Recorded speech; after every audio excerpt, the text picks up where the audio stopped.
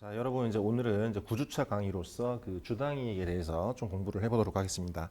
아마 지금 사이버 캠퍼스에 구주차가 원래 그 회계 변경과 오류 수정이 들어가 있었을 거예요.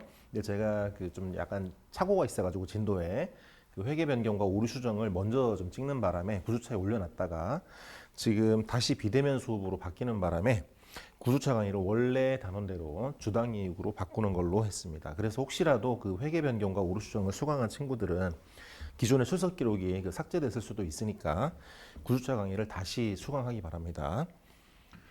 자, 이제 주당이익입니다. 주당이익. 자, 주당이익이 뭐냐? 자, 회사의 이익을 주로 이제 단기순이익이 되겠죠, 그죠?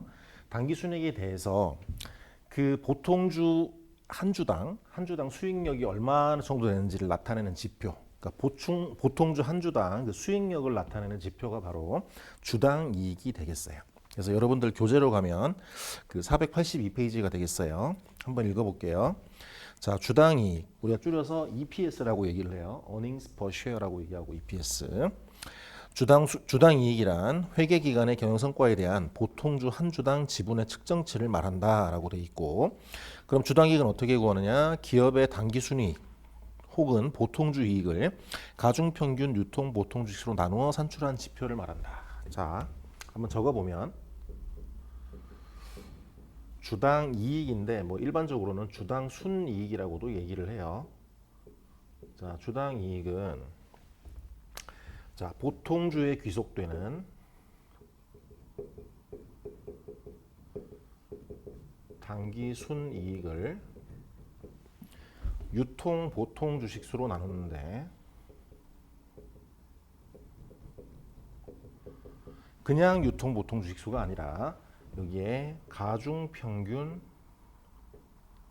유통 보통 주식수로 나눈다라는 얘기예요. 상세한 얘기는 뒤에 가서 할게요. 왜 가중 평균인지는.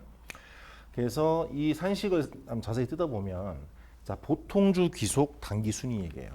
자, 그러면 단기 순이익이면 단기 순이익이지 왜 갑자기 보통주 귀속이냐? 왜냐하면 주식 중에는 여러분들 자본 파트에서 공부를 했지만 우선주가 있어요. 우선주. 자, 회계에 있어서 우선주 주주는 남으로 봐요. 남. 보통주 주주가 중심이 되는 거예요. 그래서 이 보통주 귀속 단기 순이익은 어떻게 구하느냐? 뒤에 나오겠지만 전체 단기 순이익에서 뭐를 빼주느냐? 우선주 배당금을 빼줘요. 자, 우선주는 남으로 취급한다 그랬죠, 그죠? 그리고 유통 보통 주식수로 나누는데 그냥 유통 보통 주식수가 아니라 가중 평균을 해준다라는 거예요. 가중 평균을 해준다는 얘기는 뭐냐면 자, 회사가 회계 기간 중에 자본의 변동이 발생을 해요. 예를 들어서 회계 연도 중에 유상 증자를 한다거나 혹은 유상 감자를 한다거나 혹은 자기 주식을 취득한다거나 혹은 우리 회사가 전환사채를 발행을 했는데 전환사채에 전환권이 행사됐다거나 신주인수권부 사채를 발행을 했는데 신주인수권이 기중에 행사가 되거나 이렇게 하면 여러 가지 원인에 의해서 회사의 자본이 변동하고 그에 따라서 회사의 주식수가 달라지게 됐죠. 날짜별로 주식수가 달라지게 돼요. 그러면 발행 주식수가 날짜별로 다르기 때문에 얘를 연도별로 평균을 하는 거예요. 평균. 그래서 연평균의 유통 보통 주식수가 몇 주냐 그걸 기준으로 해서 주당이익을 계산한다라는 뜻이에요. 상세한 얘기는 이제 뒤에 가서 설명을 할게요.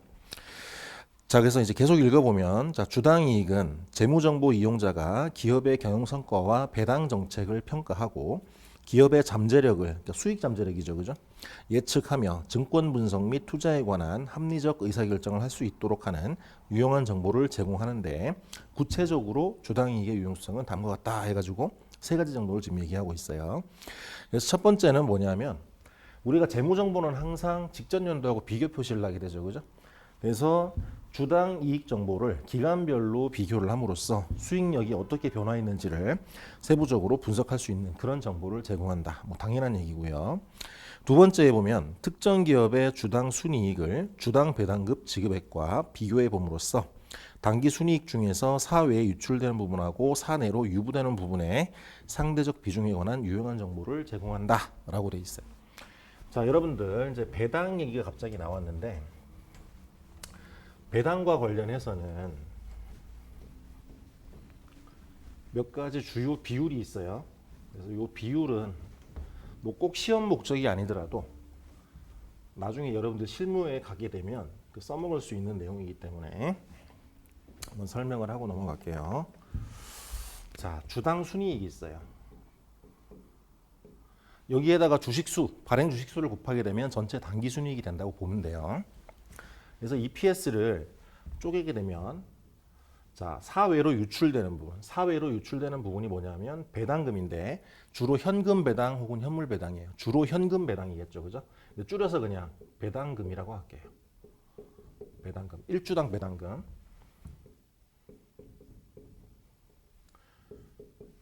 그리고 나머지가 뭐다? 주당 유보이익이다라는 거예요. 그래서 EPS는 사회로 유출되는 배당금하고 사내에 유보되는 유보이익으로 구성이 된다라는 거예요. 자, 그러면 이 배당과 관련돼서 중요한 비율들이 몇 가지가 나오는데 첫 번째 중요한 비율이 뭐냐면 배당 성향이에요. 배당 성향. 자, 배당 성향은 뭐냐면 회사가 벌어들인 이익 중에서 몇 퍼센트 정도를 배당하느냐라는 것을 보여주는 지표예요. 그래서 배당 성향은 어떻게 구하냐면 EPS, 즉 주당 순이익 중에서 주당 배당금, 줄여가지고 DPS예요. 디비덴드 퍼 쉐어예요. 그래서 DPS라고 쓸게요. 주당 배당금. 그래서 주당 이익 중에서 얼마만큼의 금액을 배당하느냐, 그 비율을 배당 성향이라고 얘기를 해요. 자, 두 번째 배당률이라는 게 있어요. 배당률. 흔히 신문 기사에서 배당률이라고 나오는데 배당률은 뭐냐면 이거 조금 지울게요. 자, 분자는 똑같아요. 1주당 배당금이에요. 근데 분모가 뭐냐면 1주당 액면 금액이에요. 1주당 액면 금액. 여기에다 주식수를 곱하게 되면 1주당 액면 곱하기 액면 금액 곱하기 주식수 하면 뭐죠? 자본금이 되죠. 그죠? 자본금에 대한 배당금 총액의 비율하고 똑같은 거죠. 그래서 1주당 액면 금액에 대해서 몇 퍼센트를 배당을 하느냐. 요거를 바로 배당률이라고 해요. 사실 배당률은 경제적인 의미는 별로 없어요. 액면 금액 자체가 별로 중요한 지표는 아니기 때문에 그래서 이걸 우리가 배당률이라고 부른다. 그다음에 세 번째 나오는 게 뭐냐면 배당 수익률이라는 게 있어요. 배당 수익률. 자, 배당 수익률은 뭐냐면 분자는 똑같아요. 1주당 배당금. 근데 분모가 뭐냐? 1주당 주식 가격이에요. 1주당 주식 가격, 주가. 자, 우리 회사가 1주당 보통주 한 주당 주가가 10,000원인데 우리 회사가 500원을 배당했다. 그럼 배당 수익률은 10,000원분의 500원. 그래서 5%가 되는 거죠. 이 얘기는 뭐냐면 예전에 투자했던 주주 말고 예를 들어서 지금 현재의 시가대로 우리 회사 주식에 어떤 투자한 주주가 있었다고 할 때 그 주주가 얻을 수 있는 수익, 배당을 통해서 얻을 수 있는 그 수익률을 얘기하는 거예요. 그래서 배당 수익률이라는 게 있다. 배당 수익률은 주가분의 1주당 배당금 이렇게 돼 있다라는 거죠. 그래서 이 세 가지 지표는 배당과 관련해서 중요한 거기 때문에 여러분들 좀 알아둘 필요가 있어요. 그리고 요 1번에서 약간 좀 참고를 또 해야 될 게 뭐냐면 자, 아까 EPS는 배당금, 사외로 유출되는 배당금하고 사내에 유보되는 1주당 유보이익으로 구성된다 그랬죠. 그죠? 그래서 여기서 만약에 1 마이너스 배당 성향을 한다. 그럼 얘가 뭐가 된다? 바로 유보율이 되는 거예요. 유보율. 그래서 유보율하고 배당 성향을 합치면 1이 된다라는 거예요. 유보율은 전체 EPS 중에서 몇 퍼센트를 사내에 유보를 하느냐라는 거예요. 재투자나 이런 걸 위해서. 그래서 배당 성향과 유보율의 합은 1이다라는 거예요. 알아둘 필요가 있어요. 이게 두 번째 얘기였고, 자, 세 번째 얘기가 나오는데 주가, 주식 가격을 그 주당 이익으로 나눈 수치를 주가 수익 비율이라고 하는데 이 주가 수익 비율은 사회 유통 주식을 평가하는 투자 지표 중에 하나인데 주당 이익은 뭐가 된다? 이 주가 수익 비율을 계산하는 중요한 지표가 된다라는 뜻이에요. 자, 이제 주가 수익 비율이 나오죠, 그죠?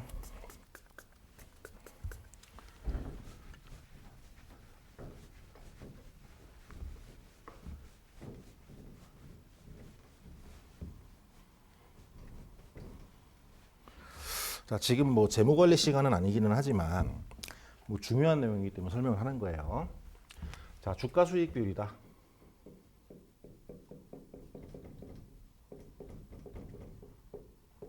우리가 줄여서 퍼라고 얘기해요. 퍼 혹은 PER. 주로 우리가 퍼라고 얘기를 해요. 그래서 프라이스, 이 프라이스는 주식 가격을 얘기하는 거고요. 프라이스 어닝 레이시오를 얘기한다라는 거죠. 그래서 퍼라는 게 있어요. 그래서 이 퍼는 어떻게 계산하느냐? 퍼는 자, 분자는 회사의 주식 가격이에요. 주식 가격. 그다음에 분모는 뭐냐면 주당 순이익이 된다라는 거예요. 즉 주당 순이익분의 주가라는 얘기예요. 이 얘기는 뭐냐면 우리 회사의 주식 가격이 주당 이익 대비 몇 배의 평가를 받느냐라는 거예요. 아래 위에다가 주식 수를 곱하게 되면 밑에는 뭐가 되죠? 당기 순이익이 되고 위에는 뭐가 돼요? 주식 가치의 총액이 되겠죠. 그래서 당기 순이익분의 주식 가치 총액 요 비율이라고 보면 돼요. 즉 우리 회사의 이익에 대해서 시장에서 몸값을 얼마나 쳐주느냐, 몇 배를 쳐주느냐 그 비율을 얘기한다라는 거죠. 그래서 굉장히 이 퍼라는 지표가 중요해요. 그래서 이 퍼라는 지표는 업종별로도 상이하고 뭐 여러 가지 원인에 의해서 차이가 발생할 수 있어요. 예를 들어서 지금 우리나라 주식시장 같은 경우에 제약이나 바이오 업종 같은 경우에는 이 퍼가 뭐 수십 배 막 가는 경우도 있어요. 그리고 전통 제조업, 굴뚝산업 같은 경우에는 퍼가 예를 들어서 뭐 3배, 2배 뭐 이런 회사들도 있어요. 그래서 업종별로도 굉장히 차이가 많이 나고요. 그래서 이 퍼와 관련해서 또 하나 참고 목적으로 볼게요. 이거는 여러분들 재무관리 시간이나 경영분석 시간에 좀 나오는 내용이기는 한데 참고 목적으로 좀 알려드리면 자, 이 퍼는 어떤 의미를 갖고 있느냐.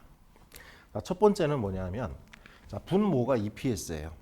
그러면은 어떤 회사가 있는데 그 회사가 벌어들인 당기순이익을 한 푼도 배당하지 않고 전액 유보를 해서 재투자를 했을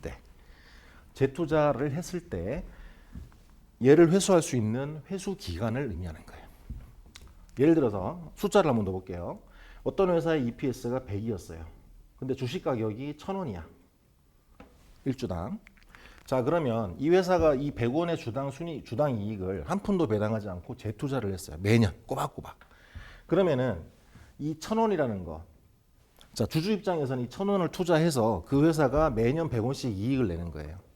그러면은 재투자가 아니라 다 전액 배당했을 때, 미안합니다. 100원씩을 계속 배당을 한다 이거야. 그러면 어떤 주주가 신규 주주가 있는데 우리 회사 주식을 1,000원에 샀어요. 그러면 그 1,000원의 원금을 회수하기 위해서 몇 년의 시간이 걸릴까요? 자, 1년에 100원씩 배당한다고 치면 10년이 걸린다라는 거예요. 10년이. 그래서 이 퍼의 역수는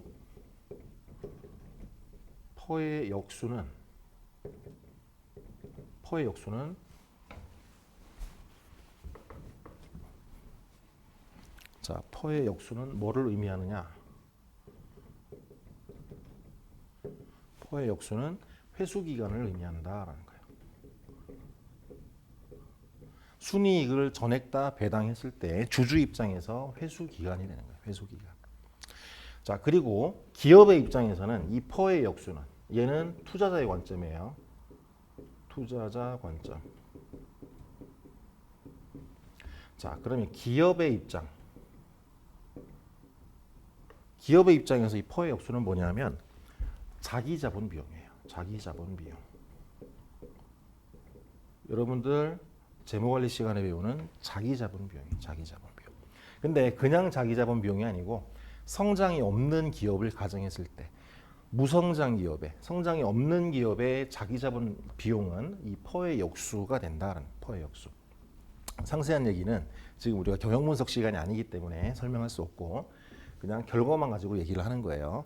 그래서 그만큼 이 퍼라는 지표가 굉장히 유용하고 많이 사용되는 지표다라는 것을 지금 설명하고 있는 거예요. 그래서 이 퍼를 만들기 위해서 가장 중요한 게 뭐다? EPS라는 걸 알아야 되죠. 왜냐하면 주식 가격은 시장에서 이미 형성이 돼 있으니까 얘를 뽑아내는 게 굉장히 중요하다. 그래서 이 EPS라는 정보가 굉장히 의미 있는 정보다라는 것을 지금 설명하고 있는 거예요. 자, 그러면 이제 본격적으로 주당이익을 계산하는 방법으로 좀 한번 가보겠어요. 그래서 여러분들 교재로 가면 483페이지가 되겠어요. 그래서 첫 번째 나오는 게 기본 주당이익이에요. 자, 단원이 지금 어떻게 되어 있냐면 지금 기본 주당 이익을 공부하고요. 요 다음에 뭐가 나오냐면 희석 주당 이익이 나와요. 물론 이제 희석 주당 이익도 의미가 있기는 해요. 그런데 이제 주가 되는 거는 기본 주당 이익이에요. 기본 주당 이익을 제대로 이해를 해야 이제 희석 주당 이익도 이해를 할 수 있는 거죠. 그래서 기본 주당 이익을 먼저 설명을 하는데, 자, 기본 주당 이익은 아까 어떻게 구했냐면 보통주, 귀속, 단기 순이익을 뭘로 나눴다? 가중, 평균, 유통, 주식수로 나눴다라는 거죠. 그럼 이제 분자 분모를 어떻게 구하는지를 알면 뽑아낼 수 있겠죠, 그죠? 그래서 교재에서는 이제 분모를 먼저 설명을 하고 있어요. 분모는 가중, 평균, 유통, 보통, 주식수가 있었죠, 그죠, 아까. 그래서 그 내용을 한번 보면, 자, 483페이지입니다. 그 두 번째 패러그래프에 보면, 자, 기본 주당 이익은 기본 주당 순이익과 기본 주당 계속 영업이익으로 구분되며, 자, 주당 순이익과 계속은 뭐 크게 의미는 없어요. 차이는 뭐 법인세 비용이 중간에 끼어들기 때문에 좀 의미가 있는데, 이 계속 영업이익은 과거에는 경상이익이라고 불렀어요. 경상이익. 그래서 거기 이제 산식이 설명이 돼 있죠, 그죠? 산식은 복잡하지는 않아요.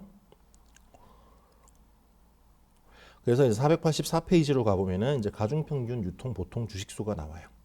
그래서 한번 읽어보면, 자, 주당 이익을 계산을 할 때는 한 회계 기간 동안의 단기 순이익을 분자로 사용하므로 이와 대응을 이루기 위해서는 분모에도 어떤 특정 시점의 유통 주식수가 아니라 어떻게 된다? 기간 동안의 평균적인 유통 주식수를 써야 된다라는 거죠.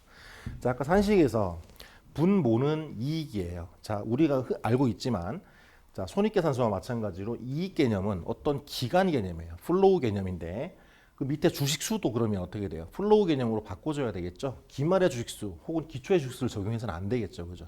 그래서 기초 기말에 어떤 평균적인 유통 주식수를 적용을 해야 된다라는 뜻이죠. 그러나 이때 기초 시점의 유통 주식수와 기말 시점의 유통수를 단순히 그냥 합계해서 나누기 2를 하면 어떻게 돼요? 그건 의미가 없어요. 왜냐하면 기중에 자본이나 주식수가 변동되는 원인은 여러 가지가 있어요. 그래서 기초 기말을 단순하게 평균을 하면 안 돼요. 그래서 어떤 주식이 발행돼 있던 기간 동안을 고려를 해가지고 그 기간을 가중 평균을 해야 된다. 상세한 계산법은 좀 이따가 설명을 할게요.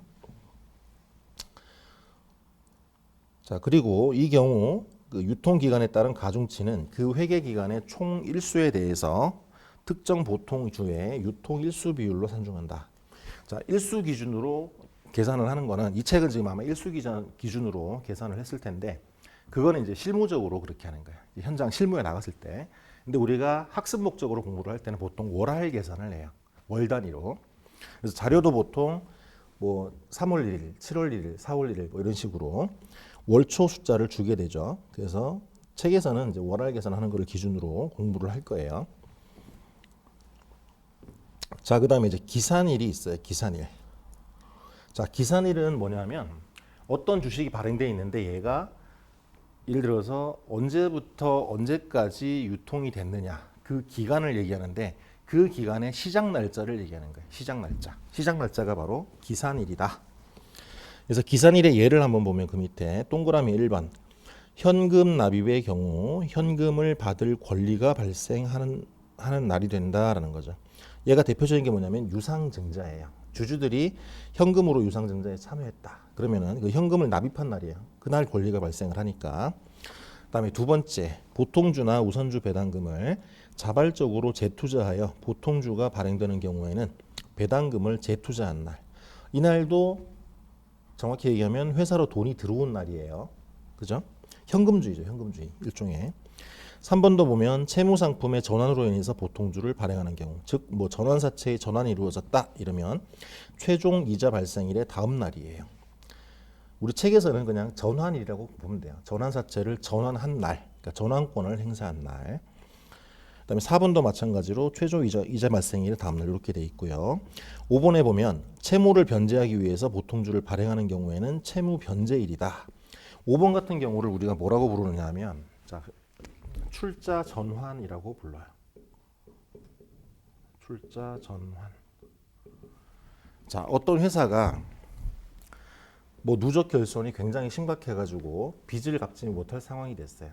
그러면 채권자들이 뭘 하냐면 채권자 집회를 열겠죠. 그죠? 자기들 채권을 회수를 해야 되니까. 그래서 어떤 일이 벌어지냐면 채권자들이 자기들의 채권을 그 회사의 주식으로 전환을 해버려요. 자기 자본으로 바꿔버리는 거죠. 회사를 살리기 위해서. 예, 그런 것들을 우리가 출자 전환이라고 하고요. 그러면 실제로 출자 전환이 이루어진 날로부터 이제 새로운 주식의 발행 일수를 카운트를 시작한다라는 거죠. 6번에 현금 이외의 자산을 취득하기 위해서 보통주를 발행하는 경우. 이가 뭐죠? 우리가 알고 있는 바로 현물출자죠. 현물출자. 6번은 현물출자예요. 현물출자는 어떻게 된다? 그 자산의 취득을 인식한 날부터 기산을 한다. 그다음에 7번에 보면 용역 대가로 보통주를 발행하는 경우에는 용역 제공을 한 날, 완료한 날 기준으로 하게 된다라는 거죠. 자, 그다음에 485페이지에 보면은 우선주는 어떻게 할 거냐라고 돼 있는데요. 우선주는 고려하지 않는다가 정답이죠. 왜냐하면 우리의 관심은 주당이익에 있어서만큼은 보통주가 주인이에요. 우선주는 남이다. 마치 채권자인 것처럼. 그래서 우선 주식수는 고려하지 않고 유통 주식수를 계산을 한다라는 거죠. 그 다음에 나오는 게 이제 자기 주식이에요. 자기 주식. 자, 자기 주식은 어떻게 처리를 하느냐? 자, 자기 주식은 뭐냐면 우리 회사가 이미 발행한 유통 주식을 우리가 돈 주고 취득하는 거예요. 물론 뭐 무상으로 받을 수도 있겠지만 돈 주고 취득을 했다 이거예요. 자기 주식. 자, 이 자기 주식은 뭐냐면 우리 회사 안에 있는 주식이에요. 그래서 이 자기 주식을 영어로 우리가 트레저리 스탁이라고 불러요. 트레저리 스탁. 말 그대로 금고주예요. 금고 안에 들어있는 주식이에요. 금고 안에 들어있다는 거는 사회에서 시장에서 유통되는 그런 주식이 아니란 얘기예요. 그래서 이 자기 주식은 배당도 못 받아요. 자기가 자기한테 배당을 할 수가 없으니까. 그 다음에 의결권도 없어요. 그러면 얘는 의미 있는 주식이 아닌 거죠. 그리고 유통이 되는 주식이 아닌 거야. 그러면 이 자기 주식은 어떻게 돼요? 취득하는 순간 유통 주식수에서 사라지는 거고요. 혹시 이 자기 주식을 다시 처분을 했어. 처분을 한다는 거는 시장에서 다시 거래가 된다는 뜻이죠. 그죠? 그렇게 되면 처분한 날로부터는 사회에 유통되는 주식으로 본다라는 거죠. 그래서 취득일로부터 처분일까지는 유통 주식수에서 뺀다라는 거예요. 이 자기 주식은 금고에 들어있기 때문에. 그 다음에 5번에 보면은 무상증자, 주식배당, 주식분할, 주식병합 이렇게 돼 있어요. 자, 근데 얘들은 뭐냐면, 자, 결론만 먼저 얘기하면 주식분할이나 주식병합은 기초에 있었던 것처럼 처리를 하면 돼요. 예를 들어서 우리 회사가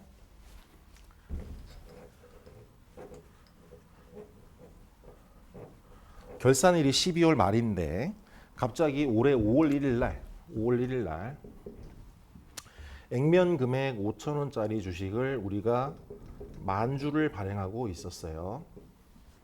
근데 우리가 10대 1로 이 주식을 쪼갰어. 이 한 주를 10주로 쪼갠 거야. 그럼 주식수는 10,000주에서 몇 주가 되겠죠? 10배가 되겠죠. 그죠? 그럼 10만 주가 되는 거야. 10만 주.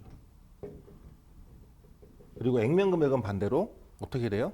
10배만큼 줄어들겠죠. 줄어들어야 되겠지. 그지? 그래서 단가는 500원이 된다. 그래서 총 자본금은 변동이 없어요. 5천만 원, 5천만 원 똑같아요. 5월 1일 날 이런 결정을 했다. 그러면은 이 주식 분할은 어떻게 된다? 마치 기초부터 있었던 것처럼 처리를 해주면 돼요. 기초에서부터 주식 분할이 됐던 것처럼. 5,000원짜리 주식이 원래 500원짜리 주식이었던 것처럼 처리를 해주면 되고요. 그다음에 무상증자하고 주식배당이 있는데 무상증자하고 주식배당. 자, 무상증자의 대상이 되는 원구주가 있어요. 예를 들어서 이런 거죠. 기초 시점에 10,000주가 있었어. 10,000주. 근데 4월 1일 날 우리가 유상증자를 예를 들어서 2,000주를 했어요. 얘는 기초, 얘는 유상. 그리고 5월 1일 날 예를 들어서 무상증자를 했다 이거야. 무상증자를 몇 주를 했느냐? 1,200주를 했다. 라고 봤을 때 이 1,200주는 두 가지로 구성이 돼요. 그래서 이 중에서 1,000주는 이 기초 시점에 있었던 주주가 받을 권리가 있는 거예요. 그리고 나머지 200주는 뭐냐 하면 자, 2000주 유상증자를 받은 주주들은 4월 1일부터 주주로서의 권리가 생기죠. 그렇기 때문에 요 200주는 4월 1일부터 있었던 걸로 처리가 돼야 돼요. 그래서 무상증자는 뭐냐면 원구주의 어떤 그 권리 발생일에 따라서 바뀐다라는 거죠. 그 기간 유통 기간이 바뀐다라는 거죠. 주식 배당도 마찬가지예요. 원구주에 따른다. 이렇게 설명이 되는 거죠. 자, 그다음에 6번째 보면은 유상증자가 나와요. 유상증자. 유상증자는 조금 조심을 해야 돼요. 조금 까다로워요.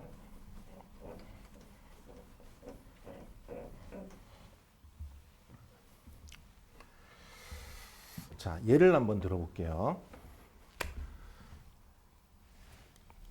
자, 어떤 회사가 있는데, 자, 주식 가격이 10,000원이었어. 얘가 공정가치예요. 공정가치. 그리고 유상증자를 하는데 주식을 몇 주를 발행했느냐? 주식을 예를 들어서 10,000주를 발행을 했다. 10,000주를 발행했고 한 주당 발행가액은 얼마를 발행했느냐? 8,000원에 발행을 했다.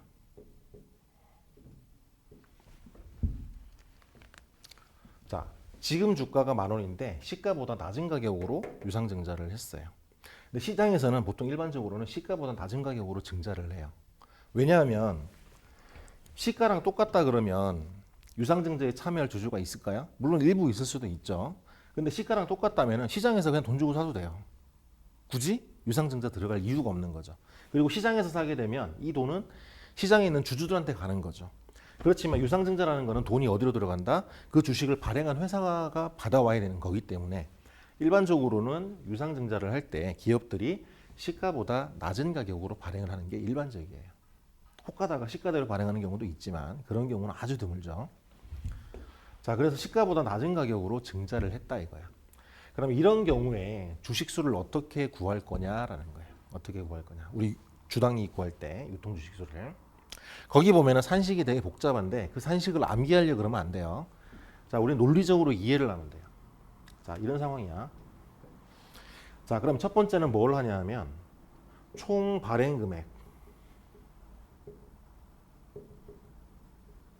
총 발행 금액을 구해야 돼요. 총 발행 금액은 뭐냐면 10,000주를 한 주당 8,000원에 발행을 했죠. 그죠?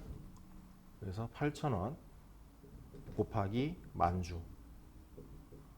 그래서 총 회사로 들어온 돈이 얼마다? 8천만 원이다라는 거죠. 8천만 원. 자, 두 번째는 뭘 구하냐면 자, 공정가치로 증자했을 경우 if예요, if. 가정법이죠. 했을 경우 발행 주식수. 자, 돈이 8천만 원 들어왔는데 이 8천만 원을 만약에 시가대로 발행을 했다면 주식이 몇 주가 발행됐었을 것인가 라는 거죠. 그럼 얘는 어떻게 구해요? 우리 회사로 돈 들어온 금액, 총 발행 금액을 뭘로 나눠주면 돼? 우리의 공정가치로 나눠주면 되죠. 그죠? 그래서 10,000원으로 나눠주면 돼요. 그러면 주식수가 몇 주가 발행이 되면 돼요? 8,000주만 발행을 했으면 되는 거야. 8,000주. 자, 공정가치로 증자를 했으면 8,000주만 발행을 하면 되는데 실제로는 몇 주를 발행했다? 10,000주를 발행했다라는 거죠. 그러면 10,000주하고 8,000주의 차이를 뭘로 보느냐? 자, 우리 기준에서는 얘를 무상증자로 봐요. 무상증자. 이 얘기는 뭐냐면 10,000주를 주당 8,000원에 발행한 그 한 건의 거래를 둘로 쪼개는 거예요. 뭐냐면 8,000주를 10,000원에 발행을 하고 그리고 2,000주를 추가로 무상증자해 준 걸로 본다라는 거죠. 이해가 되셨나요? 그래서 세 번째는 무상증자 주식수를 구해야 돼요. 자, 무상증자 주식수는 전체 발행 주식수에서 공정가치 증자를 가정했을 경우에 발행 주식수를 빼주면 되겠죠. 그래서 몇 주? 10,000주에서 몇 주? 8,000주를 빼주면 얘가 2000주가 된다라는 거죠. 2000주. 자, 그러면 주의할 게 요 2000주는 무상증자가 뭐냐 하면 이 유상증자에 참여한 주주들한테 다 이게 가는 게 아니에요. 자, 무상증자를 하게 되면 아까 뭐라 그랬죠? 무상증자를 하는 시점에 있는 구주주를 판단을 해봐야 돼요. 혹시 이 앞에 기초의 주식수가 있으면 그 기초 주식수하고 요 유상증자 공정가치로 증자했을 때 요 주식수 8,000주하고 그 비율에 따라서 2,000주를 나눠줘야 돼요. 그래서 요거는 이제 예제 가지고 설명을 할게요. 뒤에 가서. 그래서 유상증자의 경우에는 이렇게 처리한다. 만약에 시가보다 높은 가격으로 뭐 발행을 할 가능성 거의 없죠, 그죠? 그건 이제 실현 가능성 없는 얘기니까 안 하고요.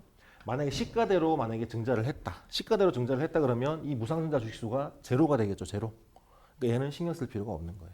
그래서 시가보다 낮은 가격으로 증자를 한 경우만 조심을 해주면 되겠어요. 그 다음에 486페이지고 밑에 보면은 전환 금융상품이 있어요. 예를 들면은 전환 우선주라든지 전환 사채 이런 것들이 있을 수 있는데 얘들은 뭐냐면 전환일부터 유통주식수에 포함시켜주면 된다는 거예요. 전환일부터. 그래서 분모에 대한 설명을 쭉 했고요. 자, 분모를 계산하는 연습을 이제 여러분들 487페이지 그 예제 가지고 한번 설명을 해볼게요. 근데 그 예제에 있는 풀이 과정은 여러분들이 이해하기가 굉장히 힘들어요. 그래서 내가 지금 풀어주는 거를 여러분들 그 책에다가 필기를 해두시고 요 방식으로 나중에 적용을 하는 게 여러분들한테 좀 편할 거예요. 자, 그 얘기를 하기 전에 자, 아까 유통 보통 주식수를 구할 때 우리가 가중평균을 한다 그랬죠? 가중평균. 자, 이 가중평균이 도대체 뭔 얘기냐? 예를 한번 들어볼게요. 자, 어떤 회사가 회계 기간이 1월 1일부터 12월 31일이에요. 근데 기초에 주식수가 발행 주식수가 만주가 있었어요. 만주가 있었고, 자, 7월 1일 날 자기 주식을 취득했다고 가정을 해볼게요. 7월 1일 날 자기 주식을 1000주를 취득했다. 그럼 아까 자기 주식은 취득하는 날부터 다시 매각하는 날까지는 유통주식수에서 빠진다 그랬죠, 그죠? 그래서 7월 1일 날 1000주를 취득하고 그 이후에는 아무것도 안 했어, 행위를. 그럼 여기서 유통주식수를 1000주를 빼주면 돼요. 그럼 기말에는 몇 주가 남죠? 9000주가 남겠죠, 그죠? 9000주. 자, 그러면 이 상황에서 우리가 유통주식수, 가중평균 보통주식수를 계산하는 방법은 두 가지가 있을 수 있어요. 어떻게 하느냐? 자, 1월 1일부터 6월 30일까지는 만주가 존재했었죠, 그죠? 그렇기 때문에 만주 곱하기 12분의 6 전체 12개월 중에 6개월 동안 만주가 있었다는 얘기예요. 그 다음에 7월 1일부터 12월 말까지는 1000주가 빠진 9000주가 유통이 됐죠, 그죠? 그래서 9000주 곱하기 12분의 6 요거를 더해주면 돼요. 이렇게 하면 어떻게 될까요? 9500주가 가중평균 유통 보통 주식수가 되겠죠. 자, 근데 이렇게 하면 얘 같은 경우는 지금 기중의 자본 변동이 한 건밖에 없었죠. 기중의 자본 변동이 많은 경우에는 이렇게 구하기가 쉽지가 않아요. 내 책에는 지금 이런 식으로 구해놨어. 이렇게 하면 여러분들 망하는 거예요. 이렇게 하면 굉장히 복잡해. 그럼 어떤 방법이 있느냐?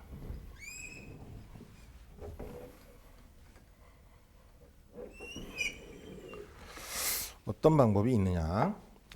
자, 기초에 있던 이 만주는 그냥 기말까지 있었다고 가정을 하는 거야. 그럼 어떻게 돼? 만주 곱하기 12분의 12야. 그리고 7월 1일 날 취득했던 자기 주식 얘는 어떻게 하냐면 마이너스 1000주인데 얘는 12개월 중에 6개월만 존재했죠. 곱하기 12분의 6 이렇게 해주는 거죠. 그럼 얘는 어떻게 돼요? 얘는 만주가 되고 얘는 뭐가 된다? 500주가 된다. 빼기 500주.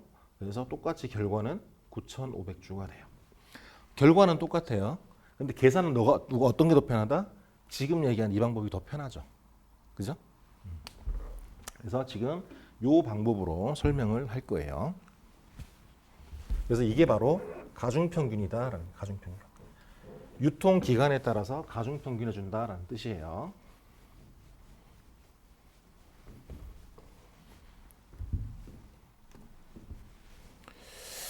자, 그래서 이제 예제를 한번 보면 자, 3일에 기중 보통 주식수 변동 내역은 다음과 같다.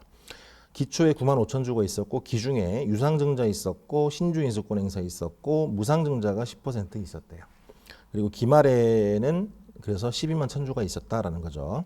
내용이 나오는데 4월 1일자 실시한 유상증자는 공정가치 미만으로 실시되었으며 라고 되어 있죠. 자, 주의하라 그랬죠. 유상증자 할 때 공정가치 미만으로 이루어진 경우에 그리고 또 유상증자 권리 행사일 전의 공정가치는 200원이고 아까 좀 전에 설명했던 그 공정가치 10,000원이에요. 그 공정가치가 200원이고 유상증자를 할 때 발행가액은 한 주당 100원이었다라는 거예요.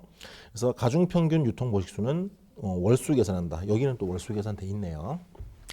자, 그러면 유통보통 주식수를 계산을 할 때는 보통 어떻게 하느냐. 여기에 일단 적요가 있고요. 그 다음에 여기에 일자가 있어요. 일자. 그 다음에 여기에는 계산 내역이 나오고 마지막에 유통 보통 주식수.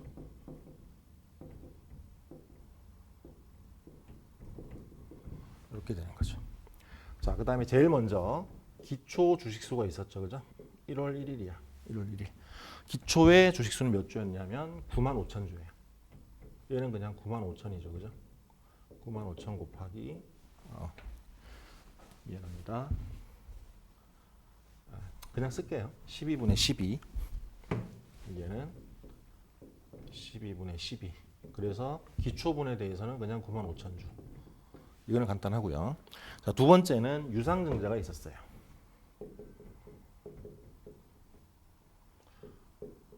(4월 1일) 날 유상증자가 있었는데 주의할 거는 시가보다 낮은 가격으로 유상증자가 됐대요. 그럼 어떻게 하라 그랬죠? 실제로 유상증자된 부분하고 무상증자된 부분으로 나누어야 된다 그랬죠. 그래서 유상증자를 분석을 한번 해보면 첫 번째 발행가액, 총 발행금액, 그죠? 총 얼마가 들어왔느냐 회사로. 자, 총 발행 금액이에요. 자, 발행 주식 수는 몇 주? 10,000주를 발행했죠, 그죠? 10,000주를 발행을 했는데 발행가액이 얼마예요? 발행가액이 아까 100원이었죠, 100원. 그래서 100만 원이 총 회사로 유입된 금액이다. 두 번째, 공정가치 증자 가정시 주식수. 만약에 이 100만 원을 시가대로 발행을 했다면 몇 주가 되었을까? 자, 100만 원 나누기 시가는 아까 몇 주였죠? 얼마였죠? 200원이었죠. 그죠?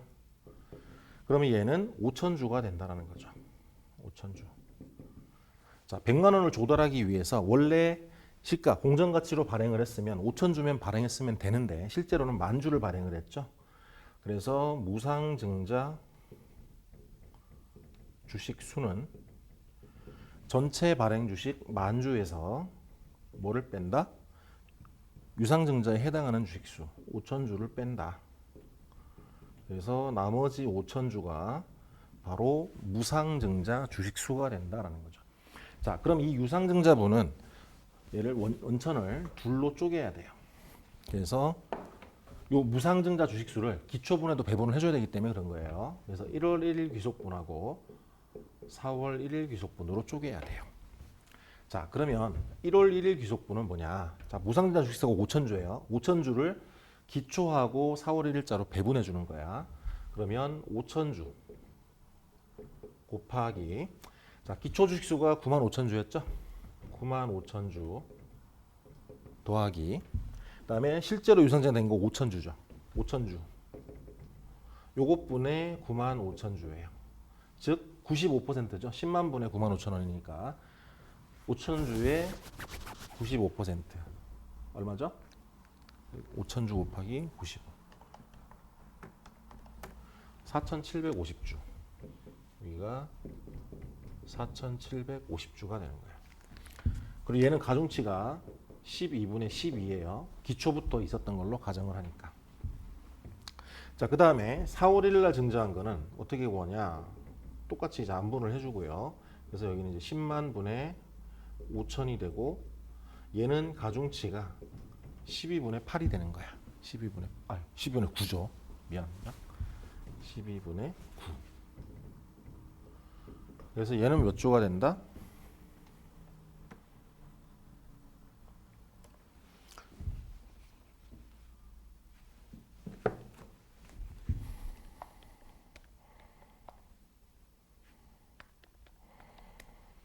(187.5주가) 되죠, 그죠? 여기가 188주가 돼요. 반올림하면 188주가 된다라는 거죠. 그 다음에 이제 7월 1일 날 신주 인수권이 있어요.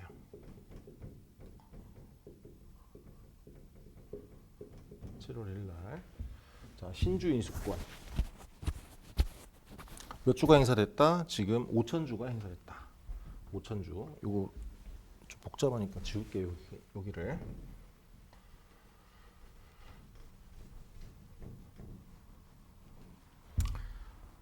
자, 이 양식을 좀 다시 그립시다. 이게 좀 지저분해졌네. 양식을 다시 그릴게요.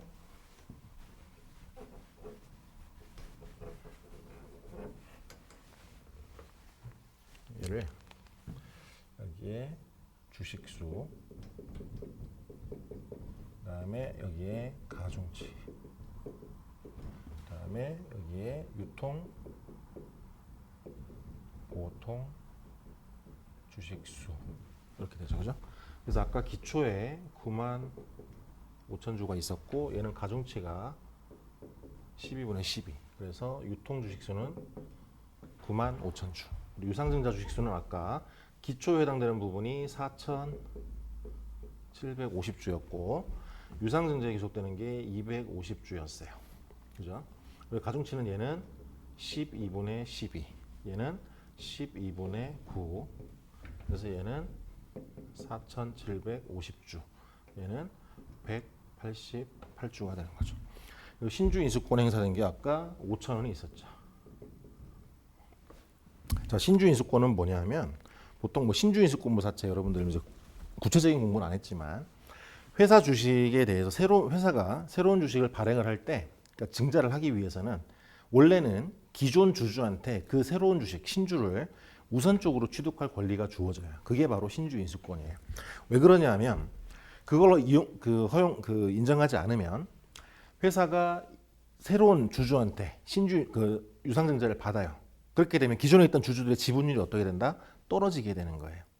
그걸 막아주기 위해서 당연히 상법상 기존 주주의 신주 인수권은 보장이 되죠. 다만 기존 주주들이 혹은 주총에서 예를 들어서 신주 인수권 무사채 이런 걸 발행하기로 의결을 했어. 그러니까 내 신주 인수권이 유통이 되는 거에 대해서 주주들이 동의를 했다 이거야. 그러면 그 유통되는 신주 인수권 그걸 얘기하는 거예요. 그래서 신주 인수권이 행사가 되면 이 신주 인수권을 가진 사람은 권리를 행사할 때 그 행사 가격만큼 회사에 돈을 내고 새로운 주식을 교부를 받는 거예요. 그래서 5,000주만큼 받았다는 얘기죠. 그래서 얘는 7월 1일 날 돈을 냈다는 뜻이니까 가중치가 어떻게 된다? 12분의 6이 된다라는 거죠. 12분의 6. 글씨가 꼬이네요. 12분의 6. 그래서 2,500주. 그죠? 그 다음에 9월 1일 날 무상증자가 있었어요. 9월 1일 날. 무상증자가 있었는데 주식 수가 몇 주냐? 11,000주야. 11,000주. 자, 근데 무상증자는 아까 얘기했듯이 무상증자 직전에 그 주식들의 원천을 따라가야 된다라고 얘기했었죠. 그죠? 그러면 얘는 원천이 되는 구주가 몇 개 있냐면 기초, 그 다음에 4월 1일 날 유상증자한 거, 그 다음에 신주인수권 행사된 거 세 가지가 존재를 하는 거죠. 그럼 얘도 날짜가 세 개가 존재하는 거죠. 1월 1일 귀속분, 4월 1일 귀속분, 그 다음에 7월 1일 귀속분 쪼개줘야 돼요. 자, 근데 무상증자를 한 총 주식수는 지금 11,000주죠, 그죠? 11,000주. 근데 11,000주는 자 원천이 되는 게 요거죠, 요거. 그래서 1월 1일에 귀속되는 게 살짝 한번 써보면 몇 주냐? 95,000주에 4,750주. 그죠? 그래서 99,750주. 99,750주. 그 다음에 유상증자에 귀속되는 게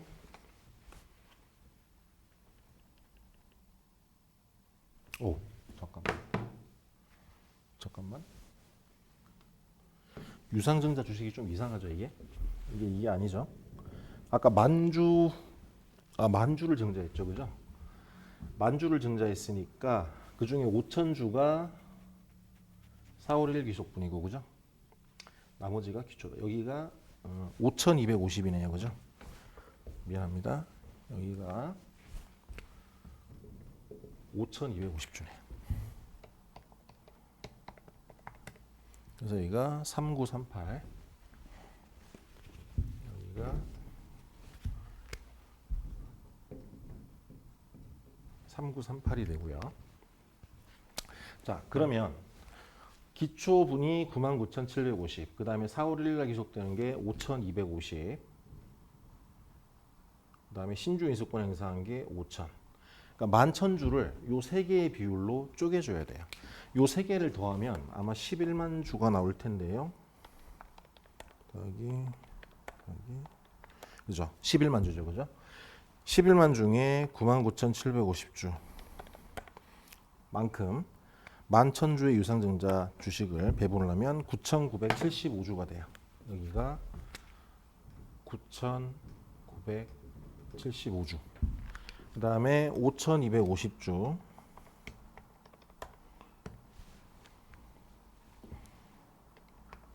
하면은 525주. 525주.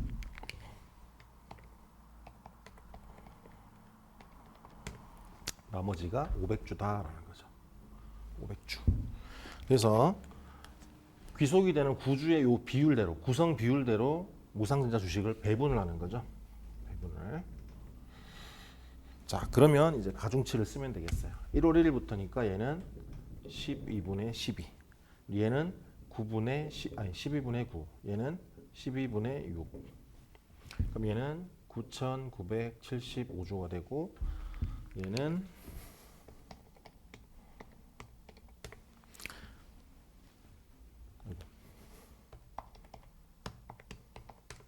394주가 되죠, 그죠? 394주가 되고요. 얘는 250주 되는 거죠. 그래서 이제 기말이 되는 거죠, 기말. 그래서 얘를 더하면 12만 1,000주가 되고요. 기말 주식수가. 근데 가중평균 유통보통 주식수는 요거를 더한 거다라는 거죠. 요거. 그래서 얘를 다 더하면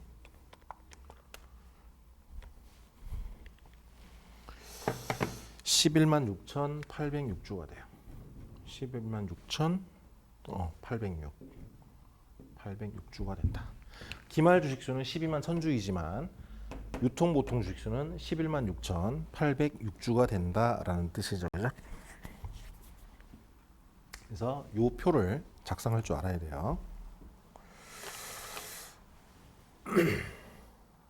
자, 그 다음에 488페이지에 보면은 가중평균 유통보통수의 계산 그 요약이 돼 있어요, 표에다가. 그래서 한번 읽어보면 되고, 아까 얘기했던 게 공정가치 미만으로 유상증자 했을 때 주의를 하라 그랬었죠, 그죠? 자, 그 다음에 이제 보통주 당기순이익하고 보통주 계속영업이익.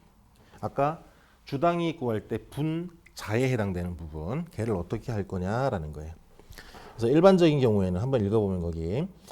보통주 이익은 귀속당기순이익은 포괄손익계산서 상에 법인세 비용 차감 전 계속 영업이익에 세후 우선주 배당금 및 법인세 차감 전 계속 영업이익에 상응하는 법인세 비용을 차감해서 산정하고, 보통주 당기순이익은 포괄 손익계산서상 당기순이익에서 세후 우선주 배당금을 차감해서 계산한다. 쉽게 얘기하면 당기순이익에서 우선주 배당금을 빼란 얘기예요. 우선주는 남이다. 두 번째, 우선주와 관련해서 좀 고려해야 될 게 몇 가지가 있어요. 자, 처음에 누적적 우선주가 있어요. 자, 누적적 우선주는 뭐였죠? 자, 우선주는 보통주의 우선에서 배당을 지급하는 게 우선주죠, 그죠? 기본적으로. 그러면 누적적 우선주는 뭐냐 하면, 회사가 배당을 하기 위해서는 보통주든 우선주든 배당 가능한 이익이 있어야 돼요. 배당 가능한 이익이 없으면 배당을 할 수가 없죠. 그게 우선주든 보통주든. 근데 만약에 회사가 과거에 결손이 발생을 해가지고 우선주한테 배당을 지급 못했던 시기가 있었다고 쳐요. 그러면 그 배당금을 나중에 이익이 났을 때 주겠다라고 했을 때 그 과거의 손실 때문에 배당 가능 이익이 없어서 지급하지 못했던 배당금을 한꺼번에 지급한다. 그 지급하지 못했던 배당금을 우리가 연체 배당금이라고 불러요. 그 연체 배당금을 지급하는 그런 우선주를 누적적 우선주라 그래요. 누적적 우선주. 그래서 누적적 우선주는 기본적으로 배당 가능이 있으면 무조건 배당을 지급하는 거예요. 주주총회 결의 여부와 상관없이. 왜냐하면 최초에 발행할 때 주주총회에서 결의를 했기 때문에. 그래서 누적적 우선주는 우선주 배당금을 주어진 배당금을 무조건 차감하는 거고요. 주의할 게 비누적적 우선주예요. 비누적적 우선주.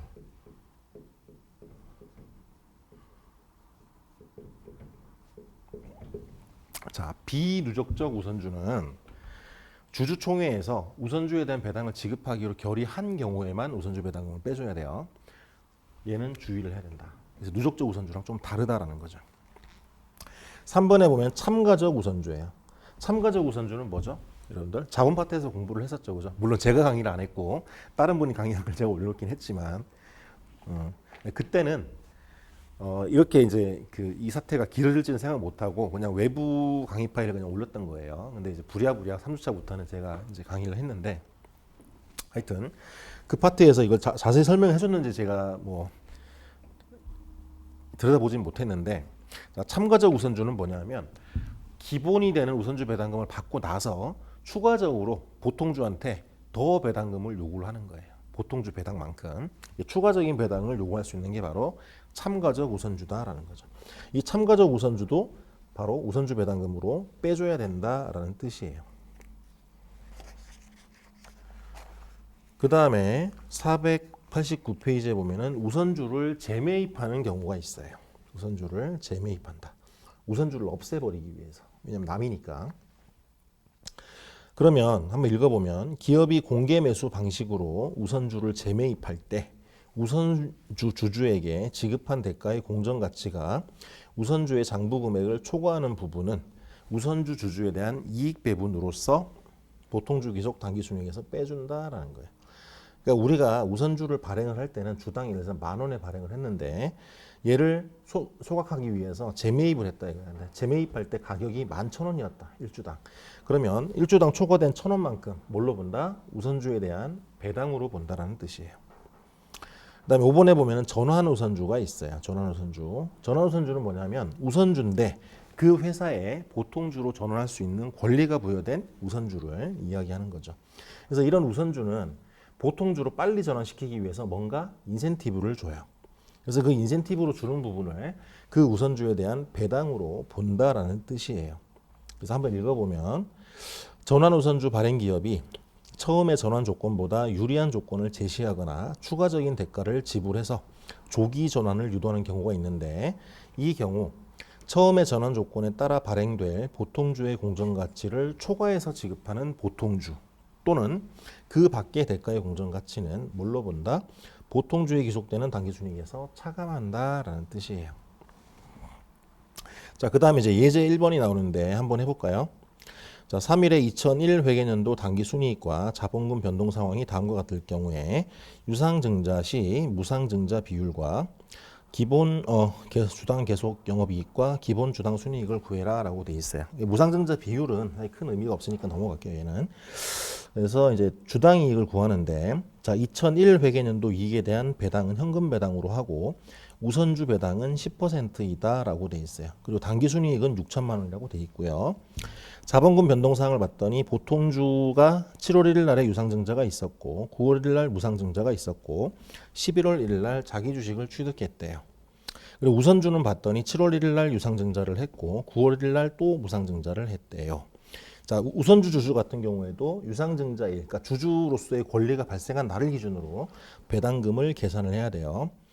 그 4번에 봤더니 유상증자 전일에 그 공정가치는 주당 2만 원이었대요. 근데 유상증자 할 때 발행 금액은 주당 10,000원이었다라는 거죠. 자, 그럼 제일 먼저 해야 될 게 뭐냐면 우선주 배당금을 뽑아내야 돼요. 우선주 배당금. 자, 우선주 배당금을 뽑아내기 위해서는 우선주도 유통주식수를 계산을 해야 되는 거죠. 기말 그 우선주 주식수는 26,400주이지만 그 중에 7월 1일부터 배당받을 권리가 생긴 주주들이 있기 때문에 어떻게 된다? 자, 2만 주. 얘는 12분의 12가 되죠. 그죠? 우선주예요, 지금 주식수가. 그다음에 7월 1일 날 유상증자를 했어요. 우선주가 4,000주. 얘는 7월 1일 날 증자를 했기 때문에 12분의 6이 되는 거죠. 자, 그리고 9월 1일 날 무상증자를 했어요. 9월 1일 날 2,400주를 무상증자를 했는데 그 2,400주는 귀속이 자, 2만 대 4천의 비율로 구성이 되는 거죠. 즉 2,000주는 뭐가 된다? 기초에 귀속되는 거. 2,000주 곱하기 12분의 12. 그리고 나머지 400주는 뭐다? 요 유상증자에서 발생한 주주에게 귀속이 된다. 그래서 12분의 6이다라는 거죠. 그래서 얘를 계산하면 22,000주에다가 2,200주, 24,200주가 되죠, 그죠? 24,200주. 맞죠? 24,200주.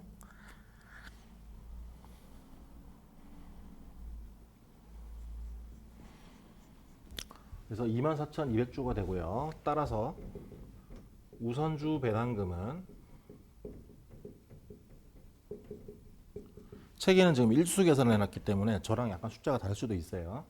우선주 배당금은 24,200주에 대해서 액면 금액은 얼마다? 액면 금액은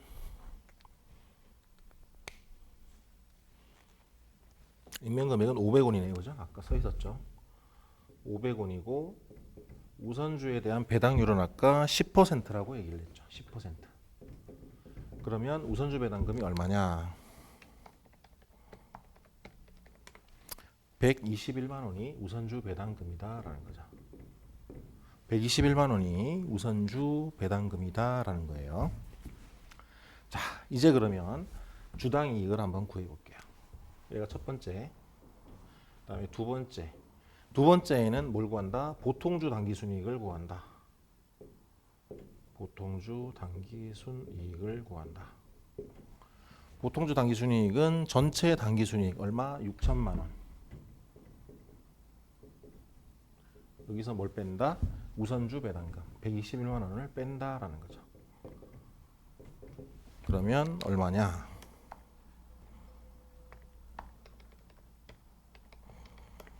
5,879만 원.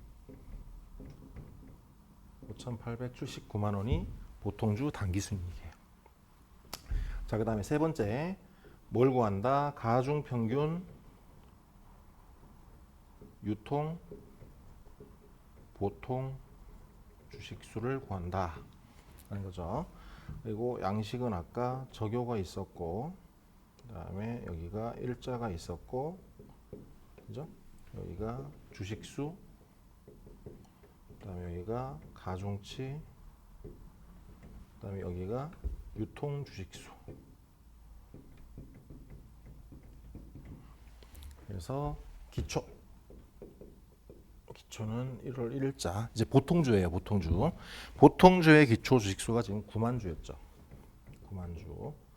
얘는 가중치가 12분의 10이다. 그래서 9만 주.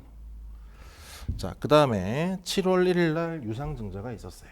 7월 1일 날 유상증자. 자, 요 위에 거 일단 지울게요. 이제 계산했으니까. 우선주 지우고요.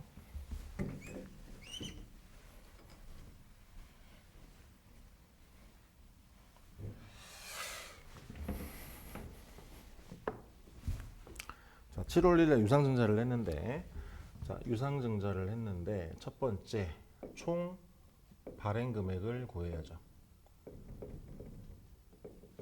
총 발행 금액은 얼마였냐면 지금 2만 주를 발행을 했는데 2만 주. 자, 발행가액은 1주당 10,000원이에요. 총 얼마를 발행했느냐? 2억 원만큼의 유상증자를 했다. 그다음에 두 번째 유상증자분 이제 줄여서 쓸게요. 만약에 얘를 공정가치대로 증자를 했다면 몇 주를 발행했을 것이냐. 그래서 2억 나누기 지금 공정가치는 주당 2만 원이었죠. 그죠? 2만 원. 그럼 얘는 만 주가 돼요. 그러면 세 번째, 요 유상증자 주식수를 초과한 주식수는 뭐가 된다? 무상증자를 한 거다라는 거죠. 무상증자. 얘는 2만 주에서 만 주를 빼서 만 주가 된다라는 거죠. 자, 그러면 요 유상증자는 어떻게 된다? 1월 1일 귀속분하고 1월 1일 귀속분하고 7월 1일 귀속분으로 쪼갠다. 그래서 무상증자 만주 중에서 기초에 귀속되는 게 몇 주? 9,000주가 되겠죠. 그죠? 9,000주.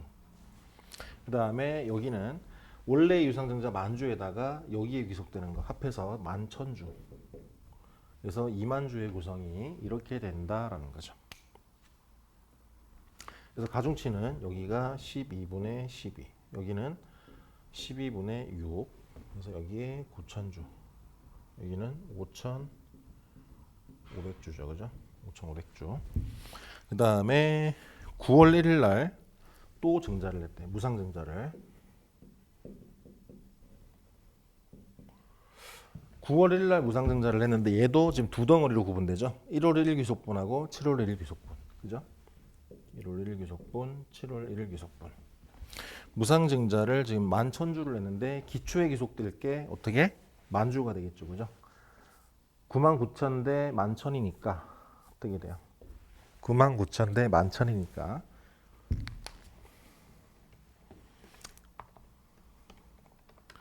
90%는 기초로 가고, 그러니까 11,000주 중에 9,000주는 기초 귀속분이고 나머지 2,000주는 7월 1일 귀속분이다. 그래서 얘는 어떻게 된다? 12분의 12, 얘는 12분의 6. 그래서 여기가 9,000주, 여기가 1,000주. 그죠? 자, 그 다음에 11월 1일 날 자기 주식 취득이 있어요. 이게 11월 1일 날 자기 주식을 몇 주 취득했냐? 1,000주 취득했어요. 1,000주. 근데 얘는 취득일이 11월 1일이니까 12월 말까지 2개월이죠. 12분의 2.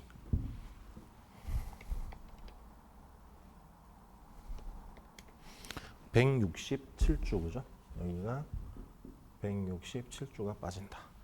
그래서 유통 보통 주식수를 계산을 하면 얘가 몇 주가 되느냐?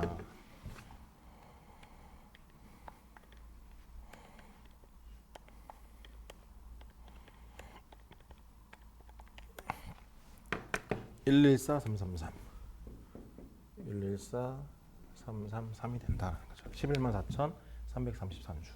그래서 우리가 구하고자 하는 주당이익은 보통주 당기순이익을 유통 보통 주식수로 나누면 되겠어요. 그래서 계산을 해보면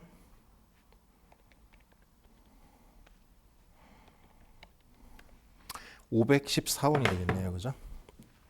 그래서 EPS는 514원이 된다.